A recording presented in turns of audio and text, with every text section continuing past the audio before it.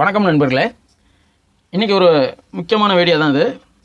என்னென்னா, நம்ம Sun Direct HD box இதெல்லாம் நம்ம யூஸ் பண்ணுறோம்ல, இதில் பழைய மாடல் பாக்ஸ்லாம் பார்த்திங்கன்னா இந்த ஹெச்டிஎம்ஐ அதே மாதிரி ஆப்டிக்கல் இந்த மாதிரி உள்ள பாக்ஸ் பூரா பார்த்திங்கன்னா பாதி சேனல் வந்து தெரிய மாட்டேங்குது.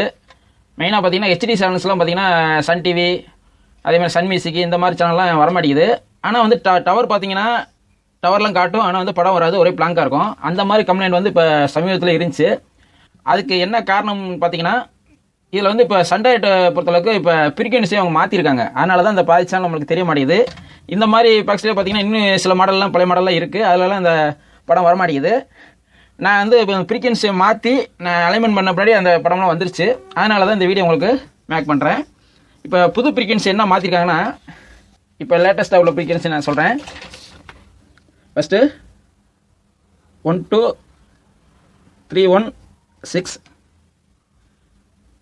அடுத்து பார்த்தீங்கன்னா 30,000, அது வந்து ஹரிஜாண்டல். அடுத்து பார்த்தீங்கன்னா 11090, அடுத்து பார்த்தீங்கன்னா 29500 வெர்டிகல். இது அடுத்து 12523, அடுத்து வந்து 32000 வெர்டிகல். இப்போ நான் இப்போ காட்டுற பாருங்க. இந்த ஃப்ரீக்வன்சி படி நீங்கள் உங்களோட அந்த டிஷ் அலைன்மெண்ட் பண்ணுற மீட்டர் இருக்குல்ல, அந்த மீட்டரில் நீங்கள் ஃப்ரீக்வன்சி செட் பண்ணிக்கிங்க. இப்போ நான் உங்களுக்கு உதாரணத்துக்கு ஆன் பண்ணி காட்டுற பாருங்க. இதுபடி நான் அலைன்மெண்ட் பண்ணி நான் சக்ஸஸ் பண்ணிட்டேன், அதனால தான் உங்களுக்கு சொல்கிறேன்.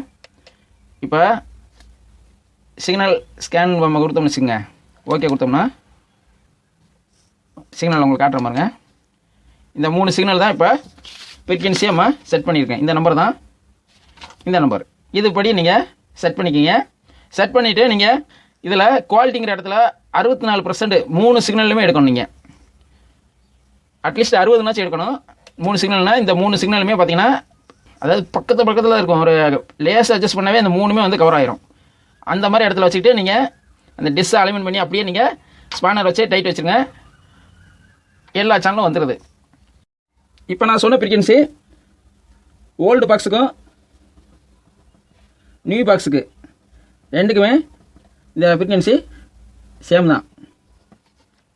ஹெச்டி பாக்ஸாக இருந்தாலும் சரி, எஸ்டி பாக்ஸாக இருந்தாலும் சரி, சேம் தான். நீங்கள் அலைன்மெண்ட் பண்ணிவிட்டு நீங்கள் சொல்லுங்கள் நண்பர்களே. அவ்வளோதான் நண்பர்களே. இந்த மாதிரி டிடிஹெச் சம்மந்தப்பட்ட வீடியோக்கள் நம்ம இதில் வரும். வேறு எதுவும் டவுட்ஸ்னால் கேளுங்க. இல்லை இது எப்படி ஃப்ரீக்வன்சி அட்ஜஸ்ட் பண்ணுறது தெரியல அப்படின்னு சொன்னாலும் கேளுங்க, நான் அதுக்கு ஒரு வீடியோ கூட மேக் பண்ணுறேன். அவ்வளோதான் நண்பர்களே. இந்த வீடியோ உங்களுக்கு பயனுள்ளதாக இருக்கும்னு நினைக்கிறேன். இருந்துச்சுன்னா ஒரு லைக் பண்ணுங்கள். மீண்டும் ஒரு நல்ல வீடியோ சந்திப்போம். நன்றி, வணக்கம்.